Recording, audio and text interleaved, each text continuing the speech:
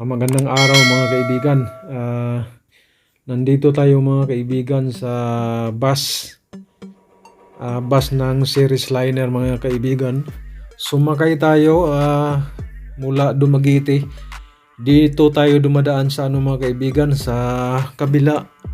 Dito sa may bandang Pamplona. Ang sinasakyan pala natin mga kaibigan ay Dumaguete to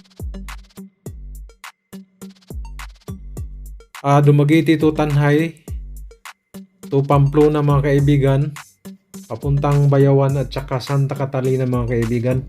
Ito yung alternatibo mga kaibigan sa mga taga Santa dyan o taga Bayawan. Kung gusto nyo mapadali kayo, ito madali lang, nasa mga 2 oras lang mga kaibigan. Hindi katulad sa kapag dito kayo dadaan sa kabila mismo, yung sa daanan talaga na natural na dadaan sa Siaton, Darwin at saka Sambuanguita.